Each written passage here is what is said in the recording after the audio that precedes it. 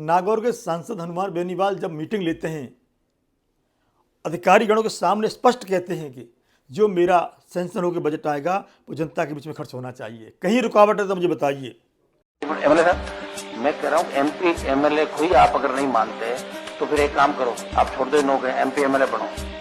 राज के व्यक्ति को मानना ही पड़ेगा और लोकतंत्र के अंदर विधायी का ही ताकतवर है सबसे ज्यादा। सुप्रीम कोर्ट हाई कोर्ट भी वही जाते हैं, वही बनाते हैं।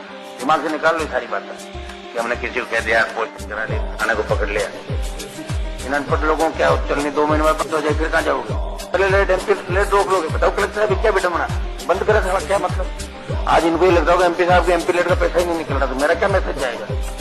सर आगे से भरोसा दिलाते हैं आपका विद इन 15 डेज एमएलए का आपकी सैंक्शन आते ही 15 दिन में निकाल दें। कितने दिन में करोगे वो? सर मैं निकाल दूंगा सर। अरे आप तो फाइनेंशियल सैंक्शन बोलो, क्योंकि पंचायत चुनाव की घोषणा होते ही ये सरपंच काम नहीं कर पाएंगे। 15 दिन में पैसे का फायदा क्या है? 15 दिन के अंदर जिस दिन फाइल आए उसी दिन पुटअप करनी है, ठीक है?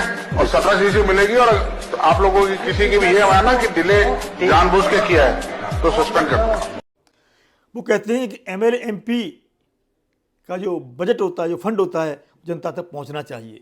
ये वीडियो देखिएगा और आपको लगता है कि ऐसा नहीं हो सकता, तो आप ये काम छोड़ दो, एमएलए एमपी बन जाओ, तब पता चल जाएगी जनता के बीच में कैसे जवाब देना पड़ता है। और ये बता दूं आपको मैं, विधायिका सबसे ऊपर होती है। और उन्होंने कहा, उसी उत्तर में वहाँ के जिला कलेक्टर ने कहा कि नहीं, जैसे ही आपकी सेंक्शन आएगी हम आपकी वर्क लोकेट कर देंगे और जनता तक वो कार्य करना शुरू कर देंगे। सांसद नागौर हनुमान बेनीवाल की अपनी एक कार्यशैली है, जो भी काम हाथ में लेते हैं उसे पूरा करते हैं। उसी में से ये है, अधिकारियों के सामने स्पष्ट कहा, डंके की चोट पे कहा कि जितनी मेरी सेंक्शन आए सभी काम धरातल पर दिखने चाहिए और कोई कहीं कोताही बरतेगा उसे मैं छोड़ूंगा नहीं। तो जनता तभी उनको इतना प्यार करती है, तभी उनके लिए भीड़ उमड़ पड़ती है। तो ये नागौर के सांसद की अपनी कार्यशैली पे आप क्या कहेंगे, कमेंट करके जरूर बताएं और बने रहें द पिलर के साथ। नमस्कार।